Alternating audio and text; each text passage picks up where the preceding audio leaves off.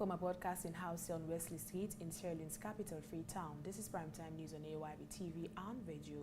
You're watching us on Channel 33 and listening to us on frequency modulation 11.7.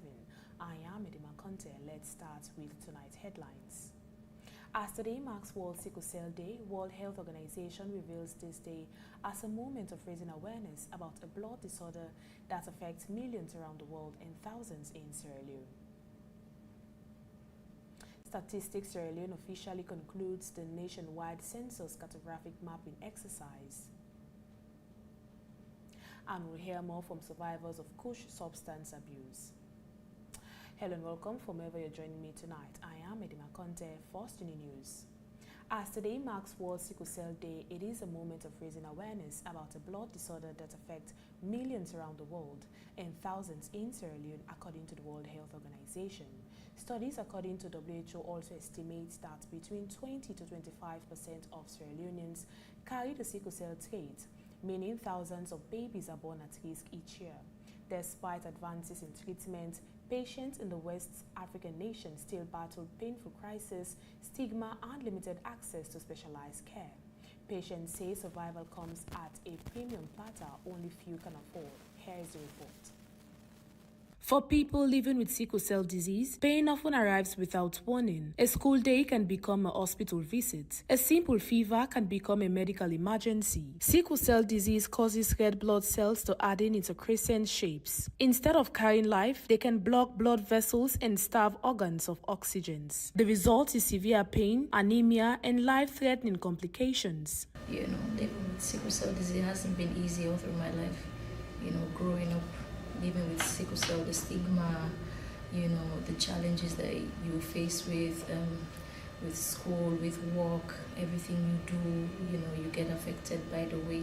1 minute you're sick, another minute you're fine, so many struggles, but they have the name that they give us, warrior. That means that we are fighters. We always survive it. We always come out of it. I think I've been diagnosed around age 6 years. And it has affected me so much, not just me, and so many other warriors out there. It has affected me based on my academics, even with relationship, even with in all aspect. Everything that you want to do, you find out that you are sick, you are not able to. Sometimes you have to give yourself a break. You don't run at the pace of the world, you understand? You run at your own pace. When you can do it, then you get up and then go do it.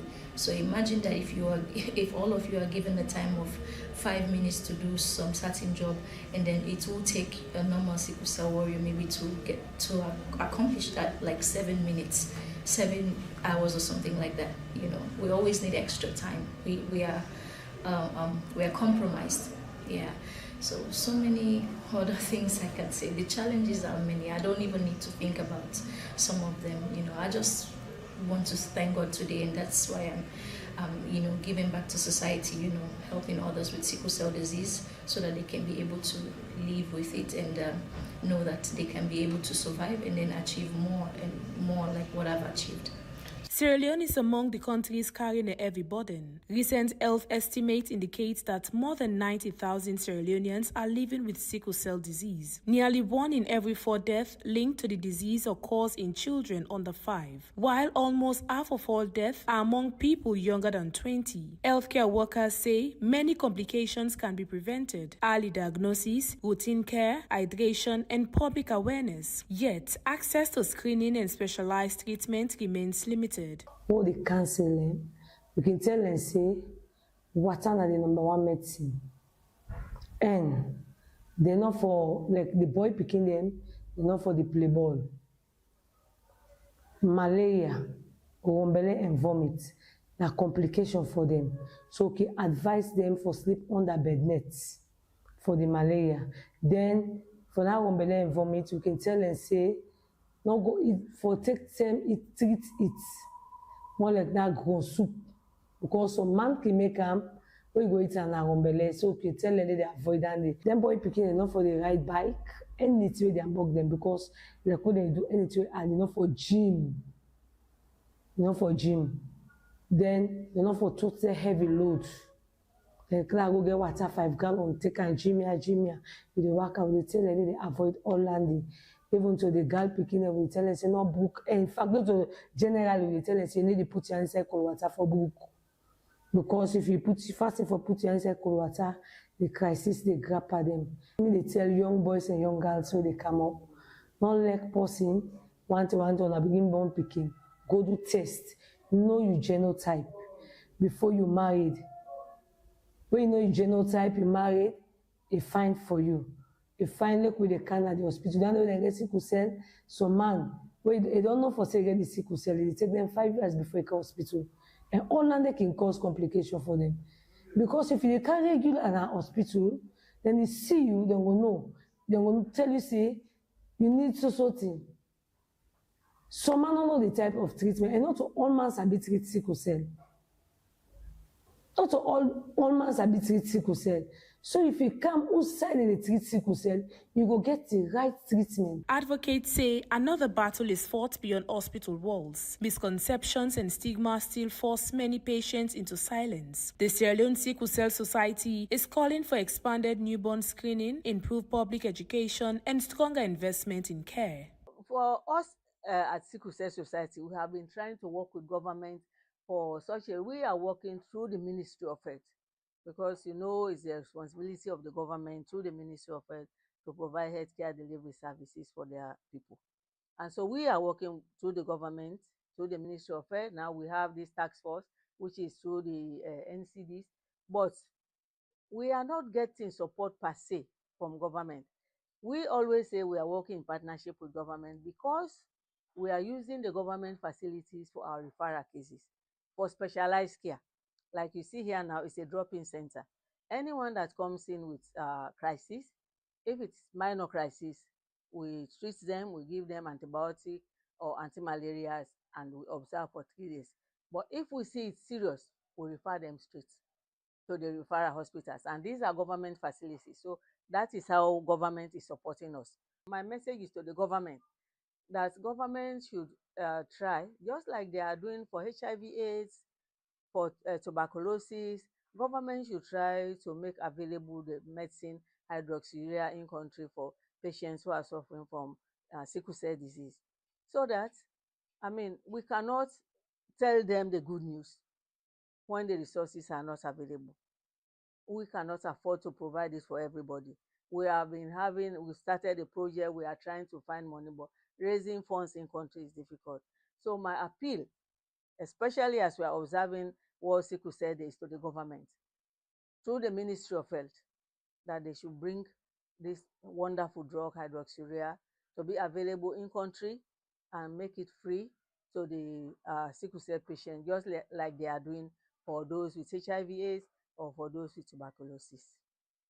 The burden is enormous. The World Health Organization estimates that 7.7 million people were living with sickle cell disease globally in 2021. More than 515,000 babies were born with the condition that year, with nearly 80% of cases occurring in sub-Saharan Africa. The disease claimed more than 81,000 lives among children under 5 in 2021 alone. Edima Conte, AYV News, Freetown.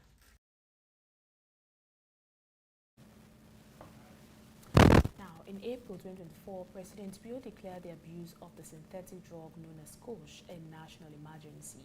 Government figures estimate that more than 1 million young Sierra Leoneans are directly or indirectly affected by drug substance abuse, with kush at the center of the crisis.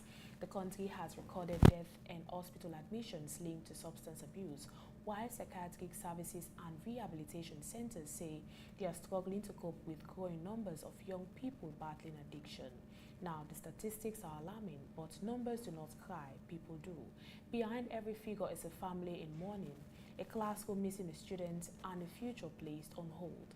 AYV Zero Jalo tells the story of Mayama and others whose lives changed when kush was embraced. An African proverb says death has no calendar. For many families in Sierra Leone, kush has made that truth unbearably real. Across Freetown and beyond, kush is caught in true communities like wildfire in the Almatan. The drug, often mixed with dangerous chemicals and other unknown substances, has left hospitals, cemeteries, and rehabilitation centers carrying the weight of a national tragedy. The World Health Organization says substance use disorders account for millions of deaths globally each year. In Sierra Leone, health workers say the victims are overwhelmingly young people. Many are in their teens and 20s, an age when lives should be taking flight. We felt helpless as we watched her drift further away from her dreams she once held dearly. At our darkest moment, Caritas Rehabilitation Center became a beacon of hope. This is a golden opportunity. We don't come. No, the transformation will don't take place over time. For Marie and Saleh, who are not their real name, are both 21. 2 years ago, they were students. Today, they are survivors. I'm the one for so many years, but I can't get in contact with this girl called Kush when it can put me out of condition.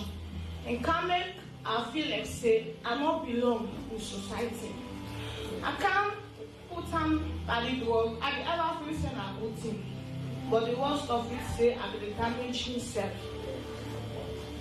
I can't put on the drug. Food not there for eat, sign not there for sleep. Man they get sex with you, some man they get sex with you, and then they give you money, they only beat you, and say what you they do nothing. But when I nothing for do because I don't put on for that drug. Mind you, the drug is that way you smoke. You don't know yourself. You don't know how you did. You just feel say for do anything so far away for do. I just take up this drug push. I begin thief. I begin sell my body, sell things that were not for million. I eat food where we say now for dog or for all. I eat them. No stand only for sleep. Any sign net meets me. As long as the net not meets me now they are sleep. When they hug them, dog them, any animal them. And so they push them so forget it on place. When they jump break now all month for it because of waiting this deadly drug we can call push. University with the absence of the grammar for coach and guide me.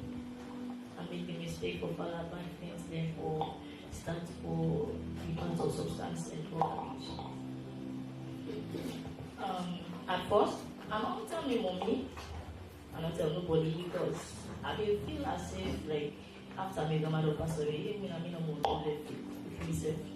So I thought I knew it all at that time. So as they get for the letter straight,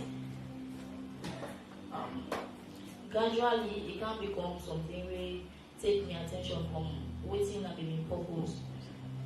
I want to become a medical doctor. I want to be a surgeon. So that is my ambition, my dream.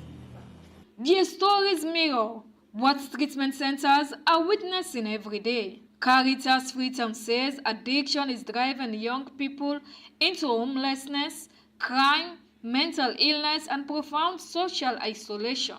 The organization says the demand for counseling and rehabilitation has risen sharply as families desperately seek help. That you don't plant seed that will don't grow and they don't come out fine. So I'm delighted and I'm overwhelmed because this is really a showcase that there is possibility of transformation. That human beings don't get to the end because of the situation they find themselves. These are victims of circumstances and so on, but Kush is a composition of any mixture, including the dead man's bone. One for Chaussee, we bring them into a rehabilitation center, rehabilitate them, empower them, and send them back to their communities. 16 of these females walk into a Caritas-supported rehabilitation program. They arrived broken. Today, they are rebuilding, receiving counseling, and learning tailoring and hairdressing. For them, down is beginning to appear, but for many others, down came too late. So a drug that has become one of the country's deadliest social crises. Yero Jalo, AYV News Freetown. As Sweden comes down to the 2026 National Population and Housing Census, a critical foundation has now been laid. Statistics Sierra Leone has officially concluded the nationwide census cartographic mapping exercise, a landmark operation designed to ensure that every household, community and citizen is accurately captured when the countries go to the polls of population counting in December. President Julius Maada Bio joined officials at the Presidential Lodge to witness the official close of the exercise. Mohamed Bakar Kamara reports. Before a nation can count its people, it must first know where they live. That is the essence of census cartographic mapping, a detailed geographical exercise that identifies maps, demarcates every settlement, household, and enumeration area across the country ahead of the National Population and Housing Census. For Statistics Sierra Leone, the completion of this nationwide mapping exercise marks more than a technical milestone. It represents the blueprint upon which the country's future planning and development aspirations will rest. We're here today to map the first family's residence. It's about the mapping process, which ensures that every household, the coordinate of every household is taken, and we have quick counts of people in those households. We have mapped the entire country, all the 16 districts. We have mapped every household, every dwelling unit have been counted. We decided to end in the President's Lodge so that we can make this very symbolic, so that everyone can see that the President also was counted and his house was also mapped. Well, it's about having inclusivity in everything we do. We are ensuring that we have all the houses and all the people, estimates of people being counted in preparation for the 2026 population. The exercise also strengthened planning for healthcare delivery, education expansion, agricultural programs, employment initiatives, and infrastructure development. For a nation thriving to accelerate development, attract investment, and improve service delivery, accurate data is no longer a luxury. It is a necessity. At the end of the day, we take information on people related to their age, their place of work, what they do, where they live, the health facilities that are present there, the educational facilities that are present there. So we take information on all the socio-economic and demographic characteristics for planning and development, which we share with the government and its development. We do that in all 16 districts. The satellite imagery, that's why we are doing a digital census. We can really show us that every dwelling unit was covered. We do a proof and validation check to ensure that every dwelling has coordinates. So if we see that a dwelling doesn't have a coordinate, then we have to send our mappers here to ensure that that building is being covered in terms of numbers of persons and the households there. So there are very strict quality control measures we put in place to ensure that everyone is being counted. But let me make this very clear. This is not the census. The census is in December 2026. These are just preparatory activities to ensure that we have inclusivity and no one is left behind. As the country prepares for December 2026 National Population and Housing Census, officials believe the successful completion of the cartographic mapping exercise sends a powerful message that every citizen counts and every community matters. And with the maps now drawn, Sierra Leone moves one step closer to painting a clear picture of its present population and charting a more informed pathway to its future. The National Population and Housing Census is scheduled for December 2026 and is expected to provide critical data that will shape government policies, development programs, and resource allocation for years to come. Mohamed Bakar Kamara, AYV News. A digital inclusion push is underway across Sierra Leone's university campuses. Mobile operator Africell and its mobile money service AfriMoney have launched a coordinated drive targeting students in Freetown. But as AYV's Abubakar Sidiki Jallo reports, the campaign is unfolding against the backdrop of a stubborn connectivity gap. From the iconic slopes of Mount Oriel to the busy grounds of IPAM, the atmosphere across some of Freetown's key tertiary institutions had a digital shift. With the university approval, AfriCell launched a synchronized student engagement initiative. The aim was to move beyond marketing and bring these students closer to the frontiers of digital excellence. AfriCell's Chief Executive Officer in Sierra Leone, Shadi Jajawi, says it is a strategic customer experience push. This is what we call AfriCell Customer Experience.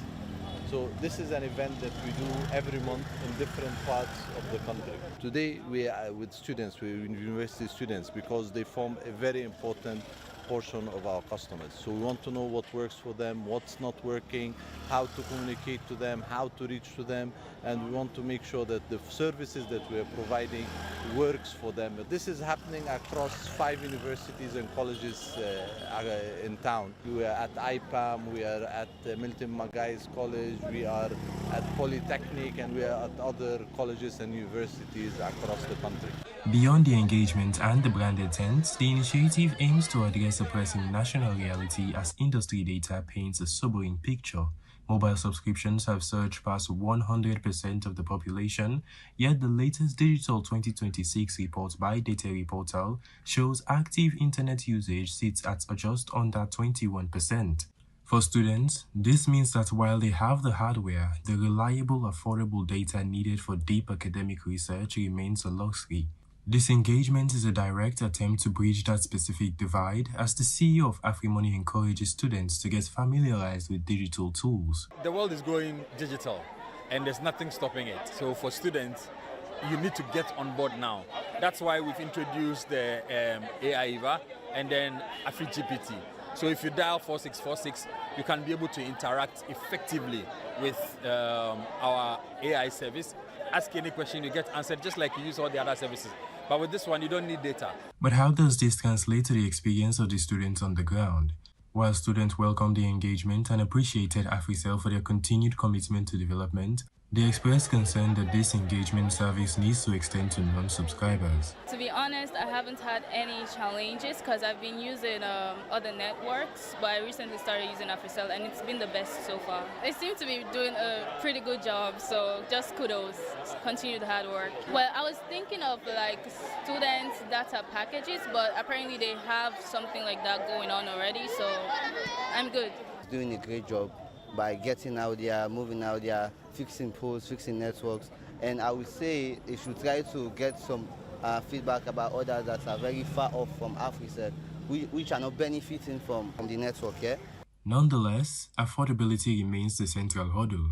The International Telecommunications Union reports that the average cost of 1 gigabyte of mobile data in Sierra Leone still hovers above 6% of monthly gross national income per capita. That is triple the affordability target set by the UN Broadband Commission. For students already juggling fees and living costs, the price of a single research session can force a difficult trade-off. Abubakar Sediki Jallo, AYV News, Freetown. Engineering professionals and policymakers from across West Africa are gathering in Freetown for the communique reading and adoption ceremony of the West African Federation of Engineering Organizations Conference and Annual General Meeting. Now, the meeting comes at a critical moment for Sierra Leone's capital, where concerns over building safety have intensified amid a rise in reported structural collapses.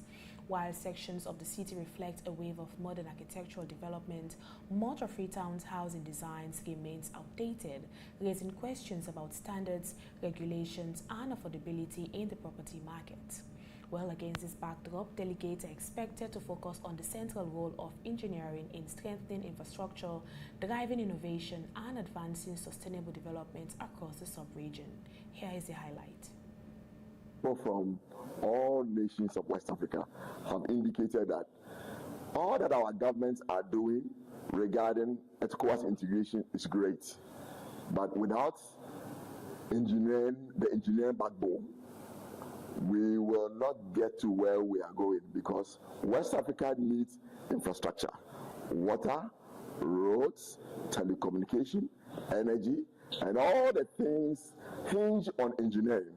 So the engineers of West Africa have affirmed that they will collaborate They will work with excellence, integrity, and they will ensure that they back their governments so that the learning of science, technology, and particularly engineering and the use of innovation will be the backbone for the development in West Africa. The biennial conference has been really fantastic, very well organized, and the subject has been very, very, very important and interesting. If all the countries in West Africa have come together to develop a community that is going forward to promote harmonization and accreditation, I think that's a landmark win for West Africa, because if we have to move forward in West Africa in terms of development, it must start from engineering. I do believe we have some of the brightest engineers, some of the brightest professionals across the region. And if we have to go forward, one of the things that have suffered our region is that what we call sustainability. If you always take people from abroad, and you do not rely on the expertise that's here and build on the expertise in terms of capacity building, you're going to build an infrastructure that cannot be maintained with your people. So we think that is a win-win. Government, private institution, every one of us got to believe in ourselves, build our capacity, and work with the capacity we have within our region to be able to move ahead with whatever we do in our region.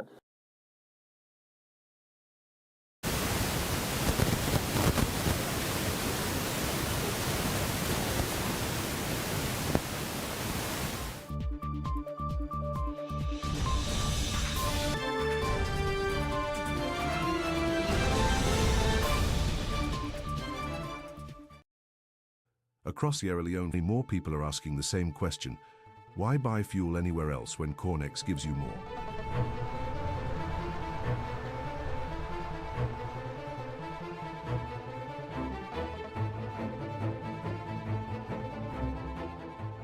Professionally trained attendants who know service matters.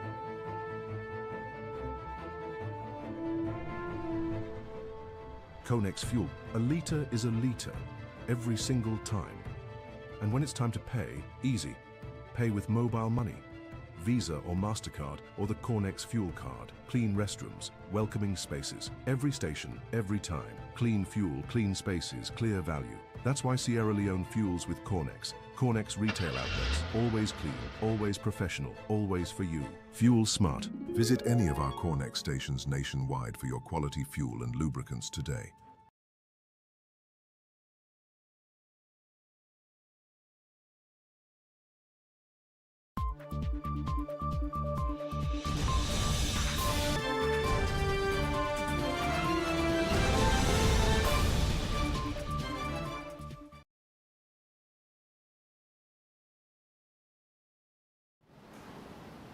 Welcome back. I am Edima Conte and this is AOIB's Primetime News. Thank you for joining us tonight. Let's take more stories.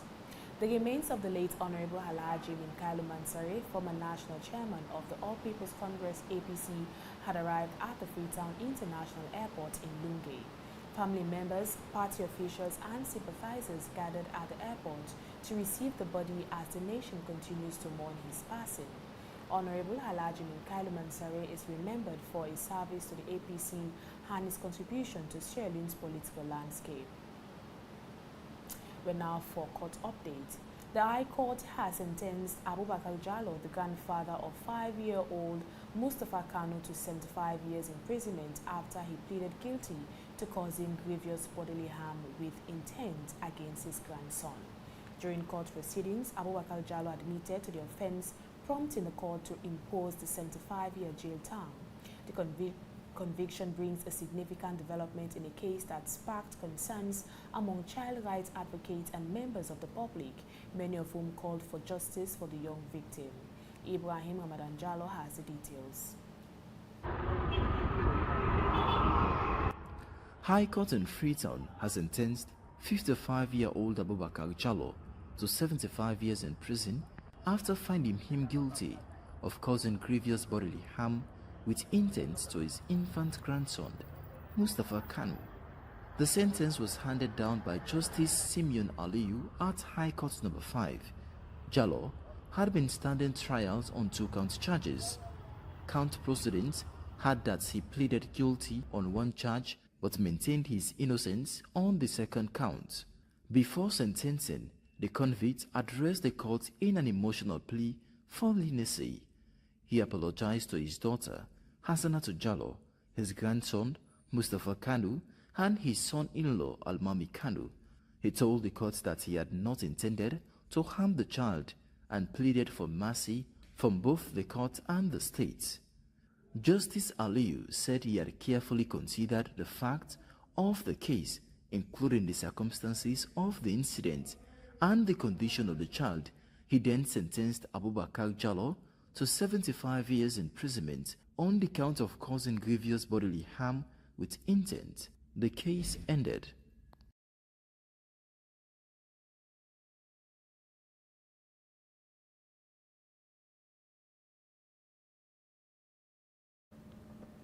We're now in entertainment.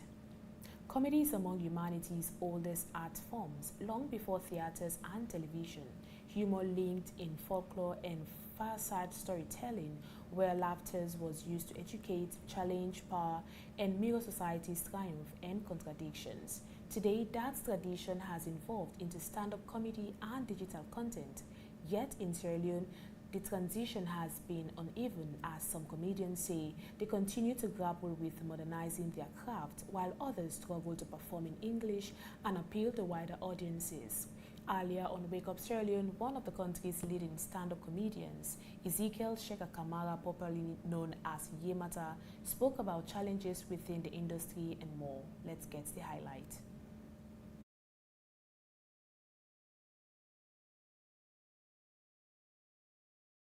Just starting bit by bit. We call till now, we the outstanding comedians, we are not even up to 6.